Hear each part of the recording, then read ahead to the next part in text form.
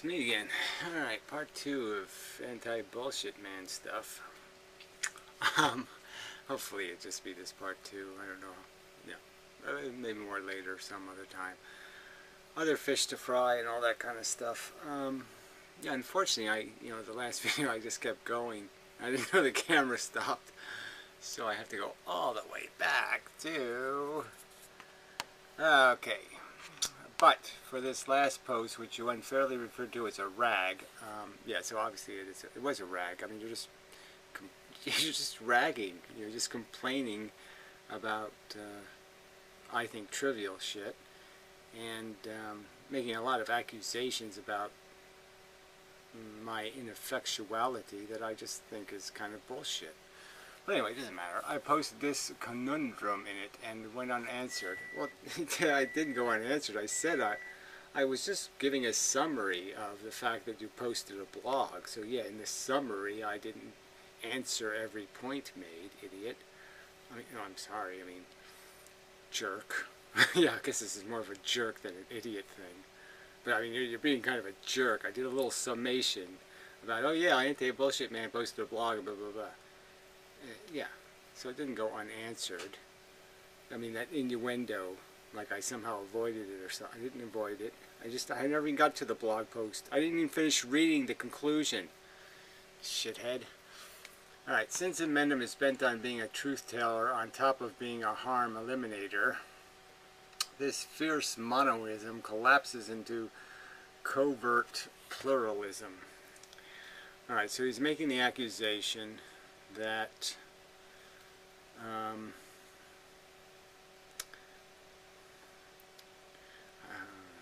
this monoism and pluralism relates to the idea of value, I think, being based on rigid principles versus unrigid themes. And his accusation is that somehow, in being a truth teller and being a theorist and an activist, I somehow collapse my principles and end up talking about themes. I suppose some of this happens in the sense that when ethical conversation comes up, when you're talking about the moral landscape, much of the moral landscape has to be in this context of the world that exists, and it's going to continue existing, and people are going to continue playing this unplayable game. And so obviously, if they're going to keep playing this unplayable game, it's by different ethical rules than the rigid principles, because you can't have rigid principles and play this game, because the rigid principles would make it impossible. Because first, you're violating consent all over the place. You're violating fundamental principles all over the place. There's no other way to play the game without violating them. So, it's a game that can only be played by violating principle. And so, yes, when you talk about solutions that aren't complete solutions, that are just band-aids, the band-aids are going to be in an ethical context different than the principled context, because they've already violated principle. What else can it do? I don't think it matters that it does do that, and I'm not being dishonest about it. So you say covert pluralism. I don't think I'm being covert about it. I use the word social contract. I do make an effort to have a conversation that identifies when I'm talking about the real deal, which basically is a retard shaping poo into the image of Madonna is just as his happiness at making, I don't know, making Lego characters out of duty is just as real and just as meaningful as the value somebody watching a beautiful ballet is experiencing. And so, even though the elitist fucktard who thinks he's doing something high-minded and important, ballet, appreciation, it's really no better than a retard enjoying poo manipulation. Now, the point I'm making there is that that would be the principled argument, is that, yes, as a practical matter, if human beings are going to keep living, this social dignity thing will mean something. But in a real sense, it means shit. In the real world, it means shit. And all it really is just another silly extravagance. I think somebody can follow along that these are two different subjects. How to play a lousy game is one subject. Whether the game, and the fact that the game shouldn't be played is the other subject. The game shouldn't be played, but if you're going to play it, yeah, you're going to have to refine the rules. You can't play by rational rules, because rational rules can't be applied to an irrational game.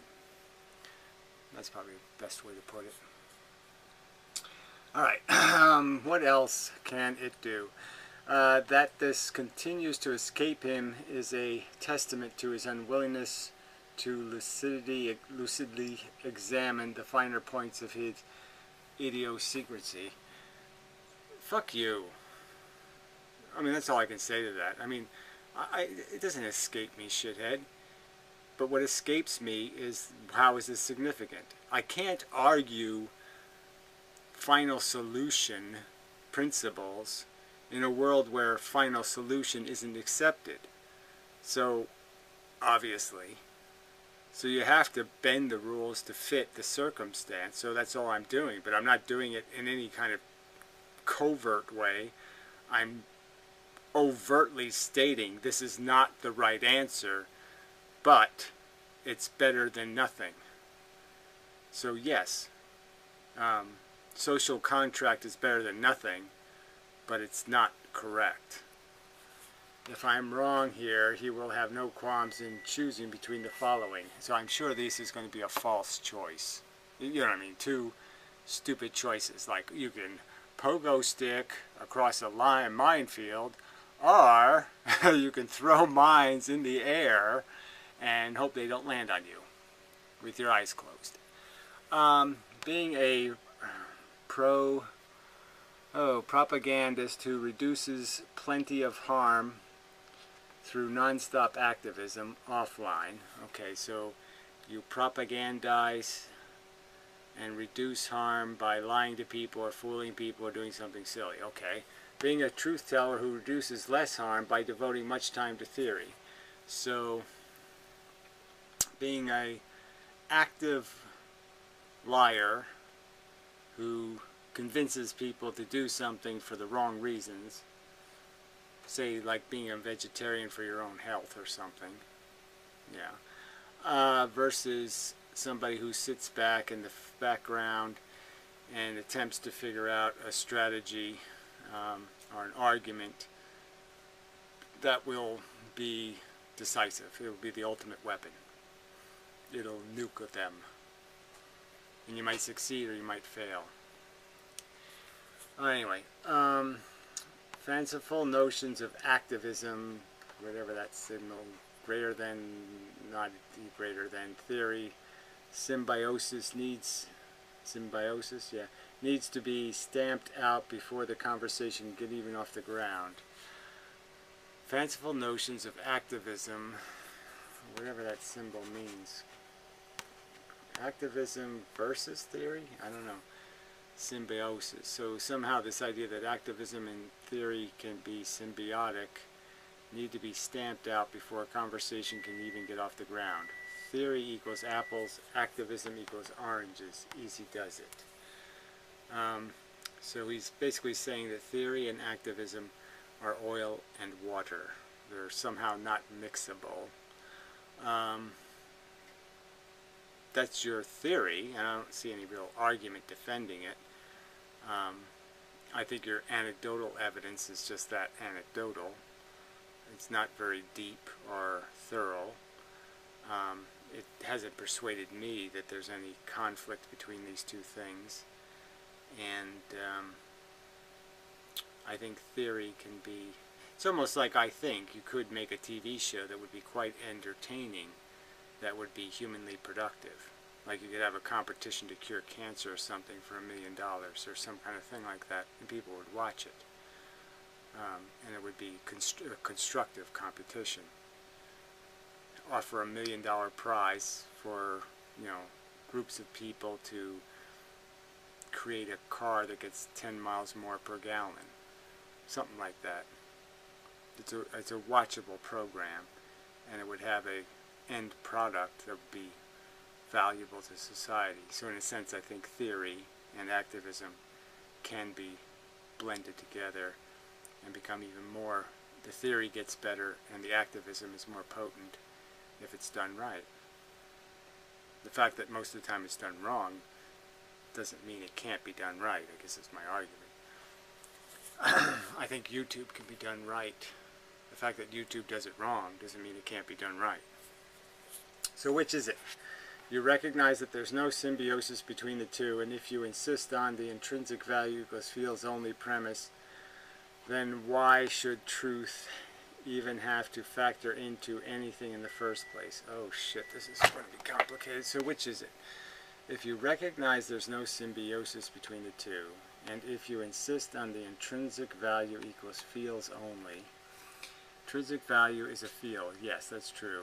Feelings are the only thing that have value. Experience is the only thing that has value. And how you feel having the experience is the only element of value.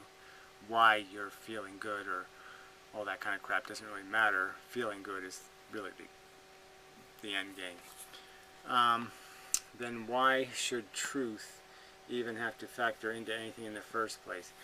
I don't really care about how people feel about living their life in this circumstance. That doesn't mean anything to me. People being happy now doesn't really mean anything. What means something is the future. The future is much bigger than the present. So in theory, everybody being horribly miserable now, today, for 100 years, I would pay that price to liberate the future from horrible misery or suffering. So that's just the truth. There's greater value in the future. It's bigger than the present. So I'm really not that concerned with feels only, and I'm really not concerned, I'm not all that concerned with this feels only part of an argument that has to do with this wishy-washy, mushy kind of feelings. This isn't really about fixing any big problems. The easiest way to cure some of the worst human suffering is just to have a realistic right to die. I mean, giving people who are dying the right to expedite their death would be the biggest way to eliminate the most human suffering. I mean, it's the biggest waste of suffering there is the fact that we torture people for the last 3 months of their lives for no good reason whatsoever. Alright, whether something is recognized as true or false has nothing to do with outcomes. So again, he's just arguing that if a lie can get you there, then it's okay. And I'm just arguing, yeah, that's true sometimes. Like I said, it's sort of true with vegans, right? Vegans for their own personal health. The end result is the same. But I would argue that it doesn't have any power to apply it in any other way. The principle isn't correct, so therefore it can't be applied to any other subject. So they're not likely to be antinatalist or anything other valuable here. They're not getting the suffering sucks element. They're just getting the personal comfort element. And that's an element that almost has nothing to do with the reason why I'm a vegetarian. I would argue that even if it made you miserable to be a vegetarian, even if it killed you 10 years sooner, rather than giving you 10 more years of life, I would still argue it was worth not imposing the suffering. So the principle is important, and I would argue that I just think you're underestimating how destructive it is to the cause to have people pushing for something for the wrong reasons. You can sort of see that in politics and economics. People are targeting the wrong thing because they don't understand in principle what has value. They don't understand that rich people don't make money. They don't create anything of value. But they think they do. They think they create money. They think they create value. And they don't. They only rape it. They only steal it from workers. Workers create all the value. So I'm not understanding that principle. So even though somebody might be for taxing the rich, if they're protecting the rich for the wrong reason, again, they'll do it wrong. they won't understand something like inheritance. They won't understand some other element, and they won't understand why they're supposed to be valuing work. They're not supposed to be devaluing ownership. They're supposed to be valuing work. Anyway, valuing truth in and of itself only works if you're a pluralist. Valuing truth in and of itself only works if you're a pluralist. Well, I'm just saying there's no value to a plural truth. So that doesn't even make sense. I don't think a pluralist is any, I don't think that's rational. So to say valuing truth in and of itself, I'd say there's no truth value in your notion of competing or dual definitions of value. I think the core rudiment of value is crude and simple, and that it only has one form, and that's this negative. The negative comes first. The alleviation of the negative creates the positive. There's no room for a pluralism here, and I don't think you're valuing the truth if you think there's some other truth. So I don't know what to say to that, except I call bullshit. Says you. That's my response to that. Says fucking you. You do at times talk like a pluralist, but you're uninterested in exploring the underpinnings of the movement it's pointed out to you. Oh, the moment it's pointed out to you. Sorry, no movement. Exploring the underpinnings of it the moment it is pointed out to you. Yeah, I'd say I'm uninterested because I'm saying in principle it makes no sense to me, first off.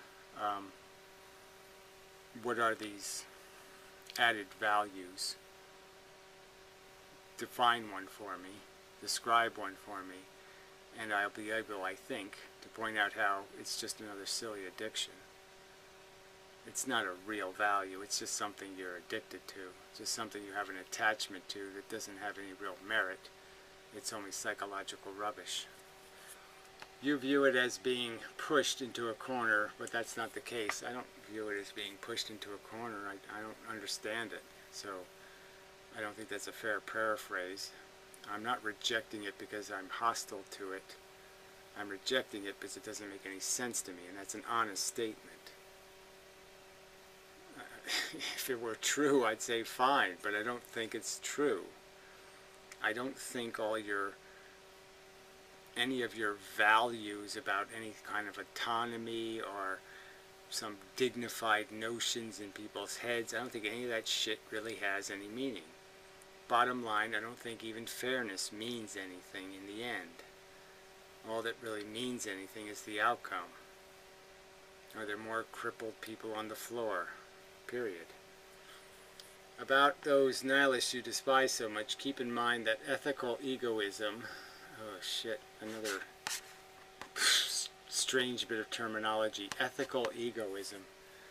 Oh, you mean selfish convenientism? Well, I can't call it, I'm going to find a word for this.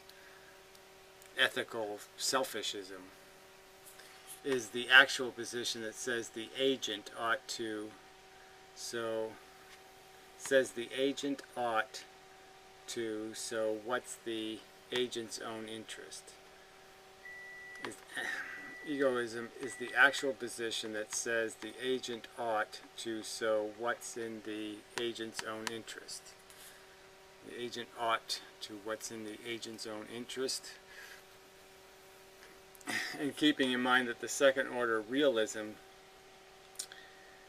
keep in mind that second order non-realism, I thought that was anti-realism or irrealism.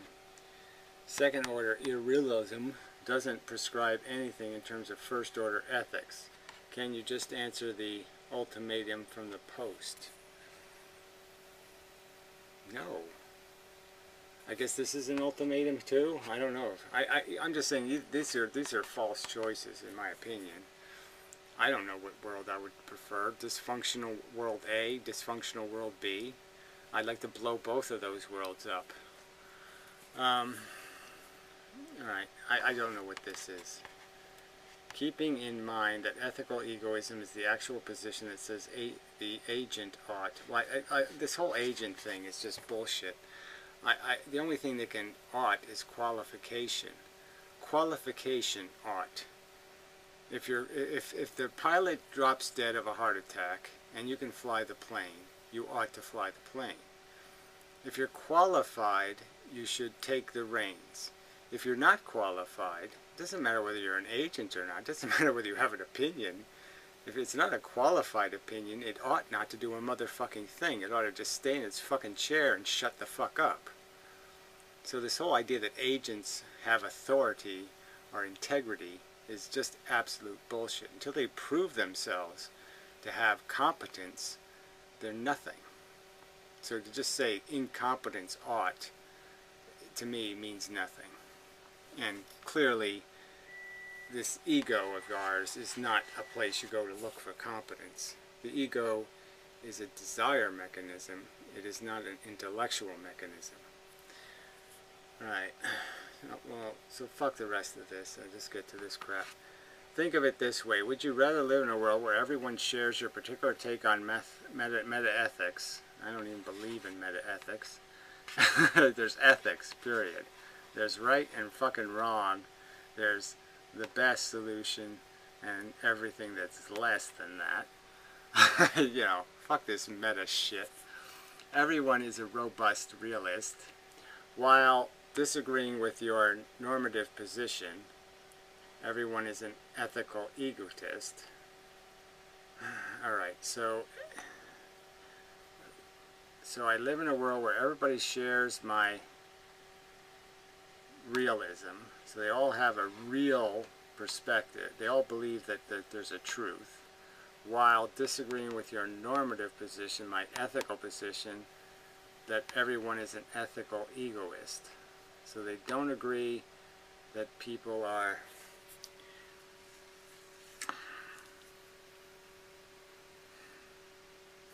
disagreeing with your normative position, that everyone is an ethical egoist.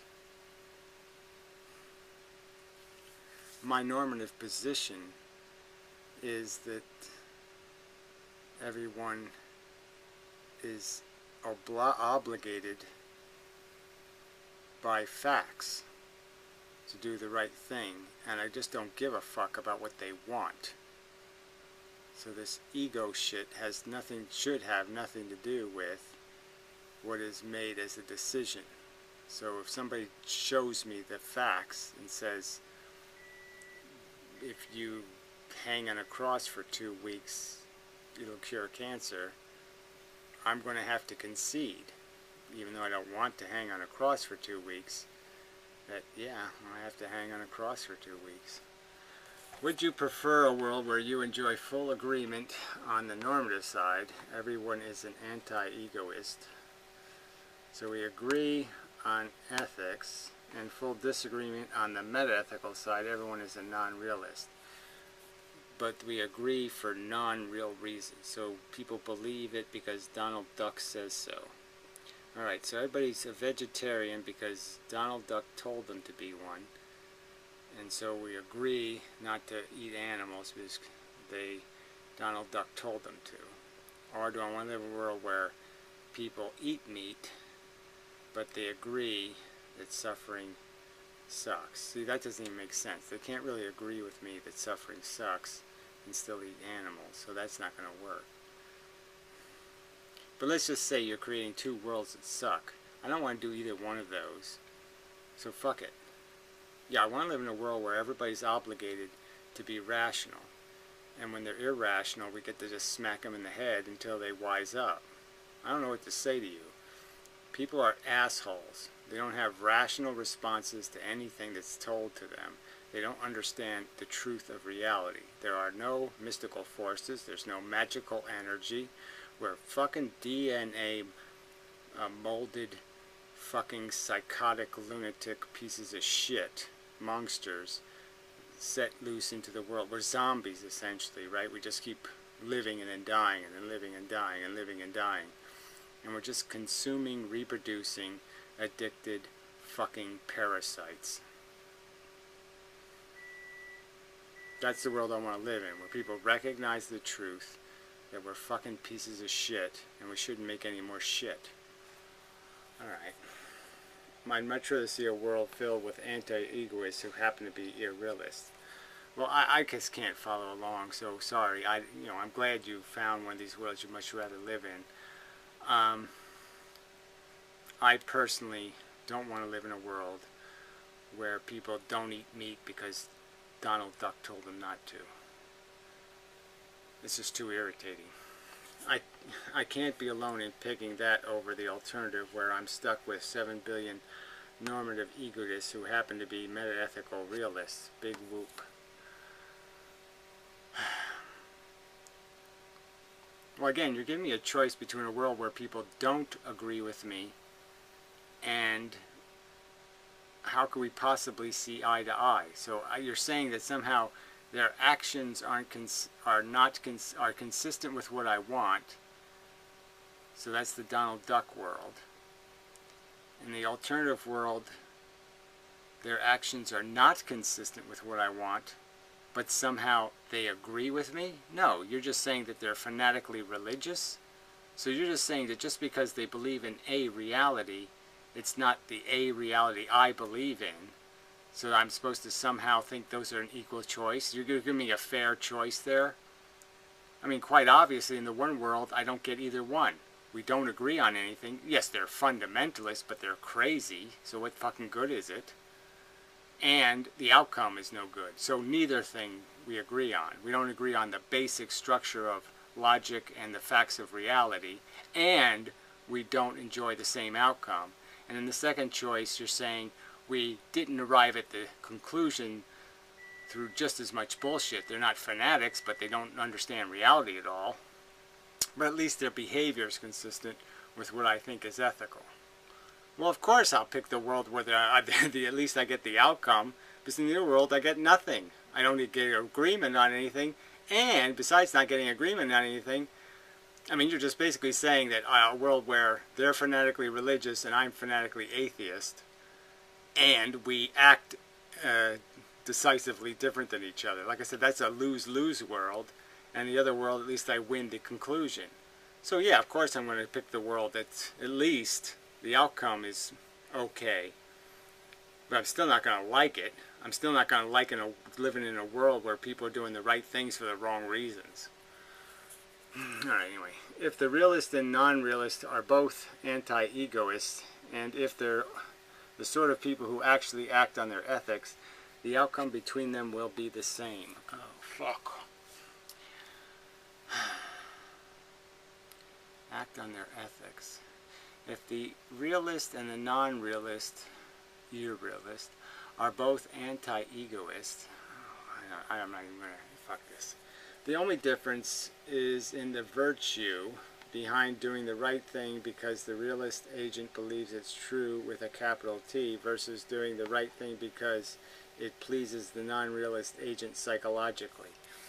And I'm saying that's a substantial difference that over time will erode the cause. Over time, it will prove itself. It will reveal itself to be a lie, a false principle, and that false principle will have consequences. So I'm saying,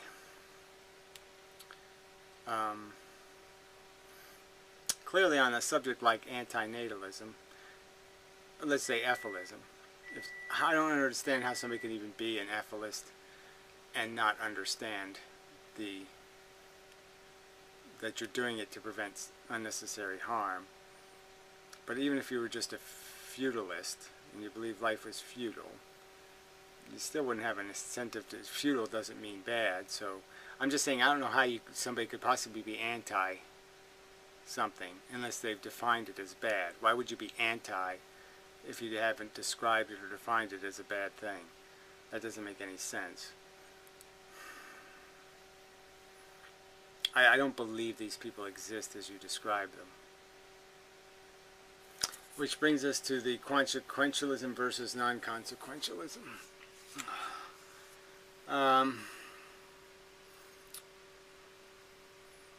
Well, again, it just really, it's really great to have good motives. Virtue is a good thing. I mean, you should have good intent.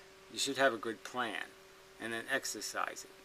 But the truth is that sometimes you just get lucky and sometimes you get unlucky. But it's just true. Failure is failure. If you fail because you're unlucky, well, that's just too bad. You failed. It's still a fact. So the consequences are still the only thing that matter. This is the way it is. Your consequentialism is supposedly as strict as it can get. You piss on non-consequential ethics whenever someone brings them up. Well, I'm just saying that I don't piss on the idea that it's more likely that you're going to have good consequences if you have good intentions.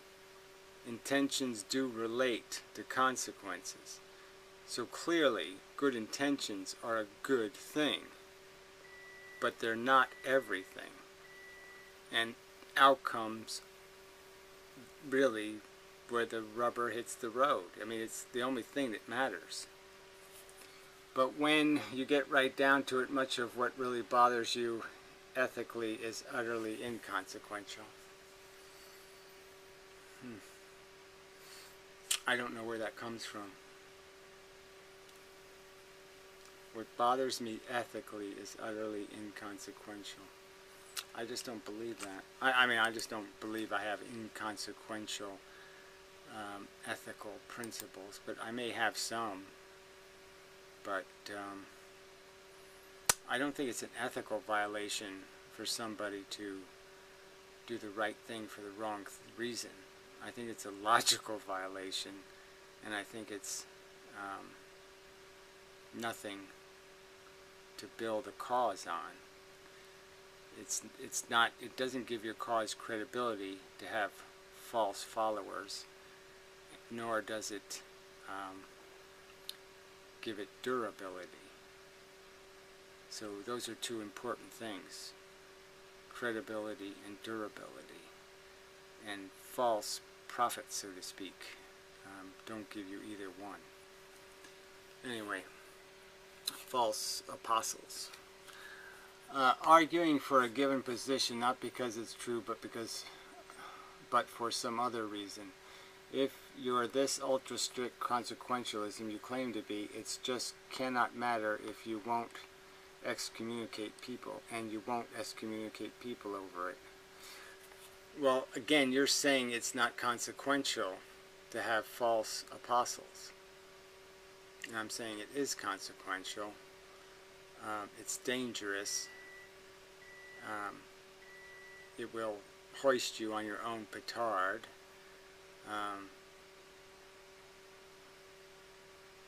They won't be there. They won't make it to the finish line. It's like having psychotics in your army. There's every probability that when things go crazy, they'll start shooting you. Alright. Mockery of suffering. People can mock it until they're blue in the face. It won't worsen the suffering itself. Well, again, that's not the point. You know, obviously I know that. What I'm arguing is that mockery creates an atmosphere that will create more suffering in the future. That mockery feeds the very forces that create suffering. In fact, I mean, it's the acceptance. We have all this shit in the world, and it should be unacceptable. It should be unacceptable that 2 million kids go blind every year for a lack of vitamin A. It should be unacceptable. Somehow we've made it acceptable.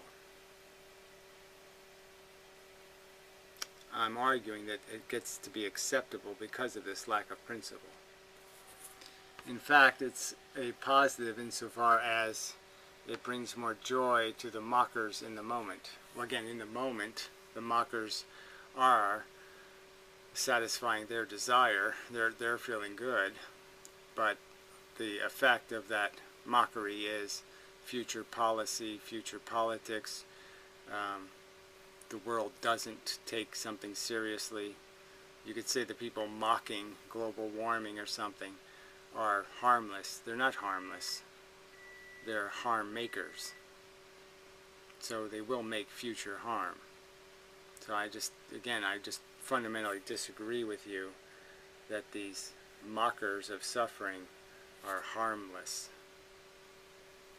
They feed.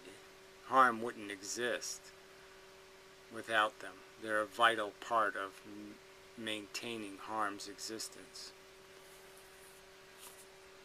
Yeah, I mean, when good men do nothing kind of argument. It's the good men doing nothing that make it possible for the bad men to own the world.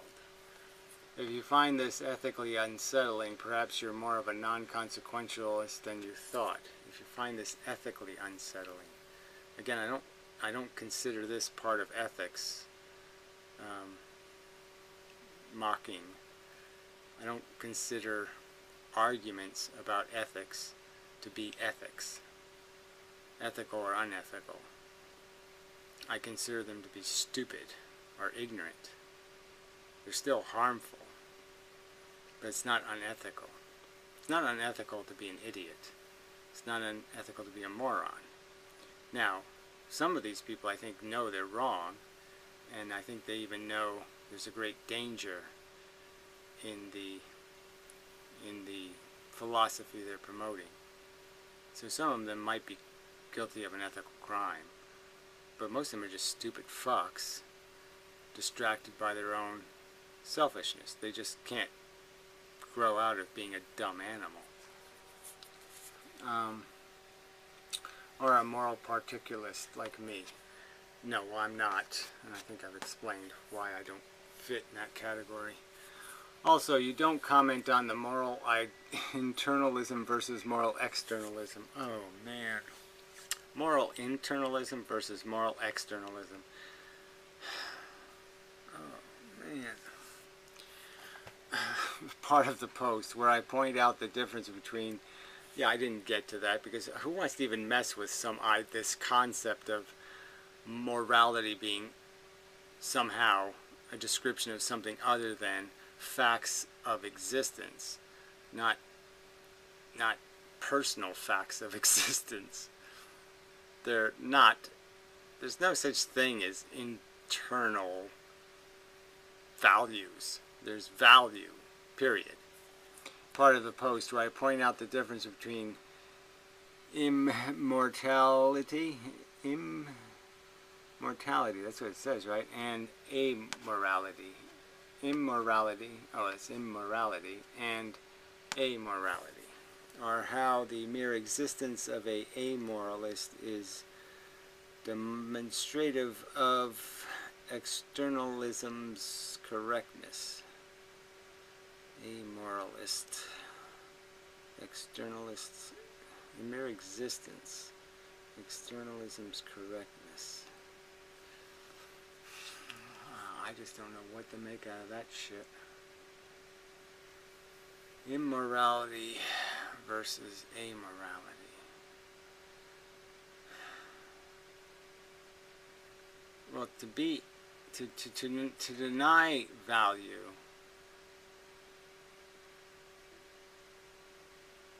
aggressively? I mean, is that you're just measuring how aggressively they're denying the existence of morality? I'm just saying it's just kind of silly to make a distinction between an A and an im. To say there's no, I mean, one of them is more obnoxious in their violation of value. I don't know. Well, who cares? Externalism holds that our well, you should have defined it somewhere back here. Externalism holds that our ethical convictions don't necessarily drive our behavior.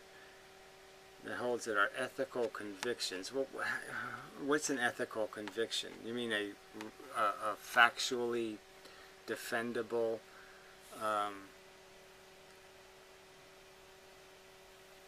position or postulate?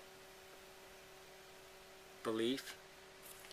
Don't necessarily drive our behavior, or as I put it, the causal chain behind our motives to act ethically or unethically is a separate subject. Causal chain between our motives to act ethically or unethically.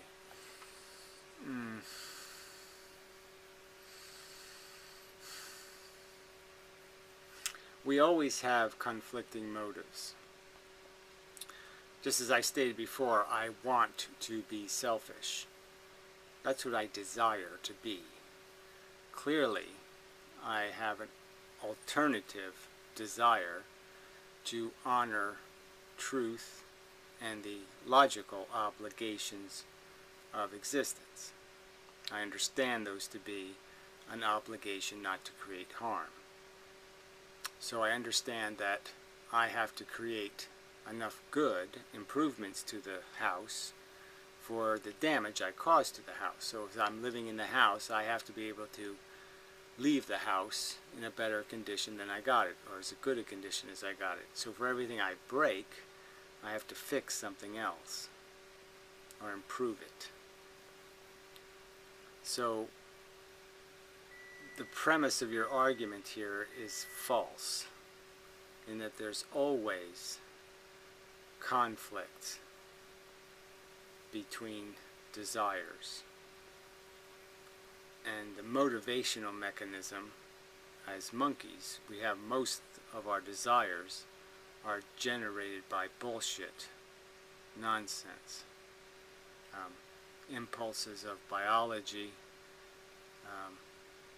and the psychology conducive to evolutionary success. They have no rational credibility. They're irrational desires. And then all of our ethics are usually something for which we don't have, we accept reluctantly. There are restraints and restrictions on what desires we can act on. They tell us where we can piss and poo and who we can give the finger to. Well, that's a good rhyme. And a whole bunch of things like that. They confine our behavior. They deny us freedom. So yeah, I just don't buy this argument that ethics, the only ethic worth anything is going to be one developed through reasoning. The ethics of your love of your family or your race or your tribe, although functional and superficially unselfish, it is in fact corrupt, and it is just another form of bigotry. So even though it has some altruistic elements, they're not truly what they're disguised as. They are truly just selfish DNA. I'm trying to come up with a word from when the DNA makes something rise in you. I'm just not thinking of the greatest word for that, but that's what they are. They're manifestations of that syndrome. They're not reasoned. They're not intelligent. They're corrupt. They're dirty. Yours is the internalist view, is it? Where ethical convictions give rise to ethical motivations.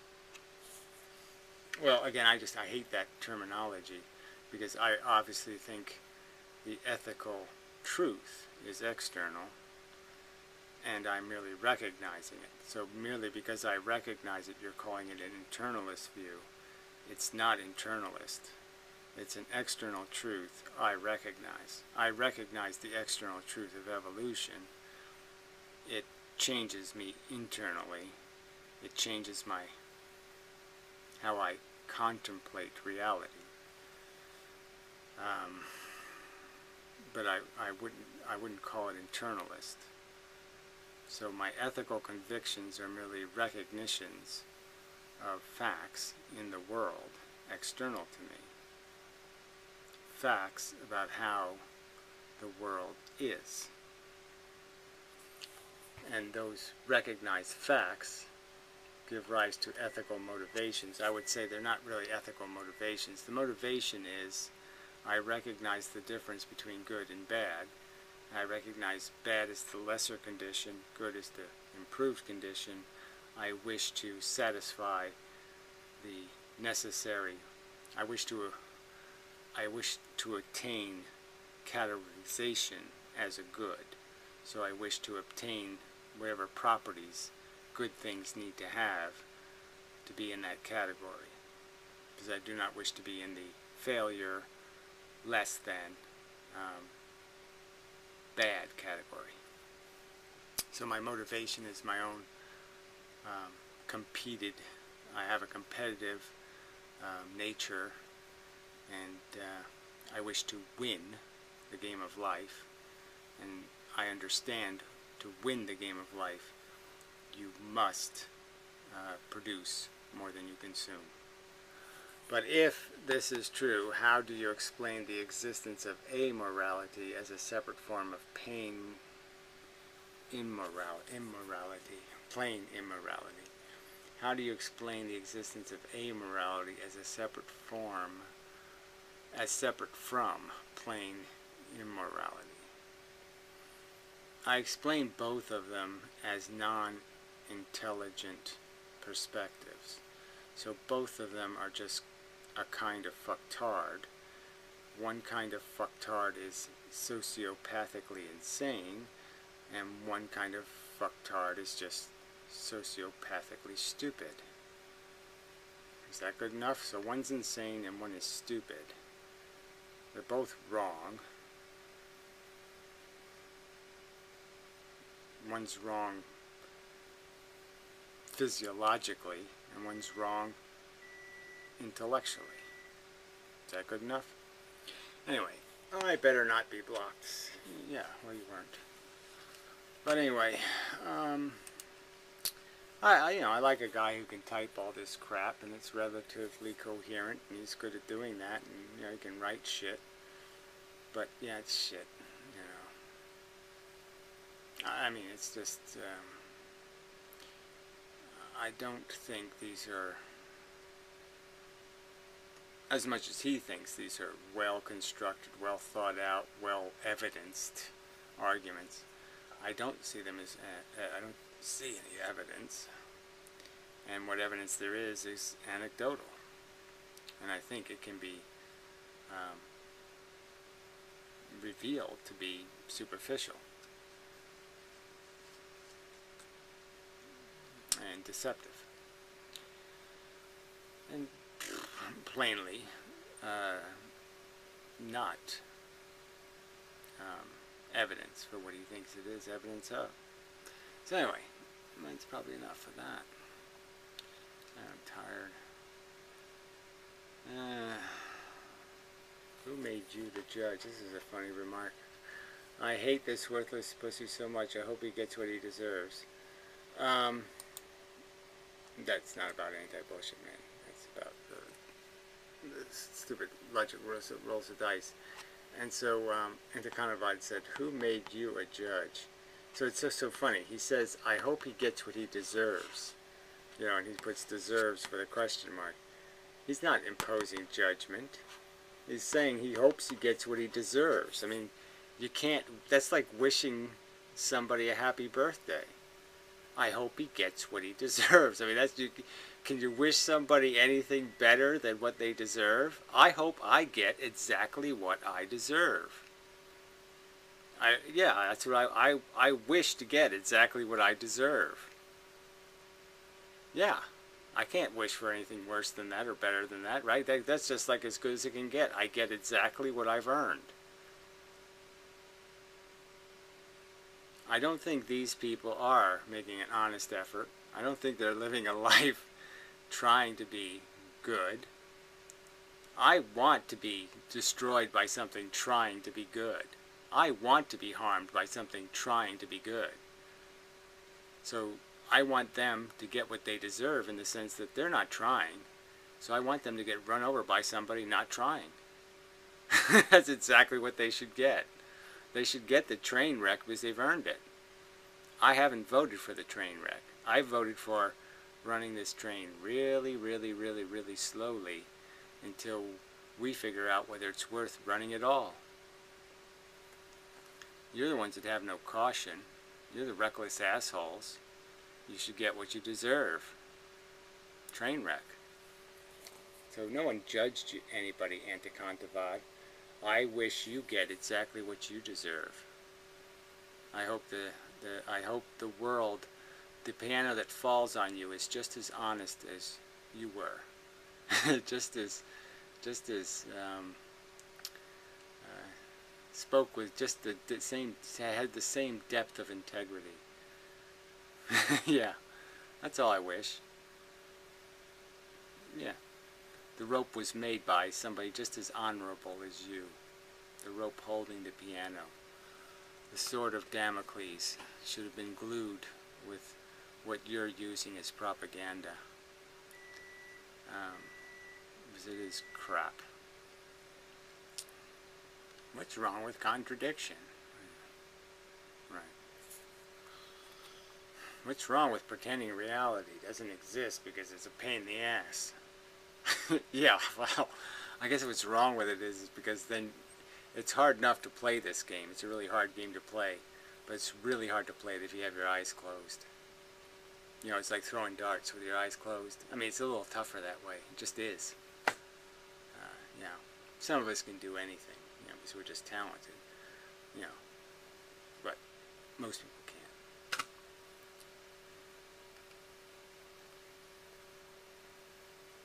Yeah. Well, I was just, I was just thinking about like golf putting and stuff. You know, I used to putt. I was pretty good. Well, I was a pretty good golfer, but you know, putting was kind of fun because it's such high. You know, it's such a muscle memory kind of thing in so many ways. So I'd actually putt. You know, I'd line everything up. I'd look at the, look at everything, and then I'd deliberately close my eyes and putt. And yeah, I didn't putt quite as well, but you would be amazed how well I did putt. I mean, they were really good, and what it really took away, it was really good on short putts, because it's,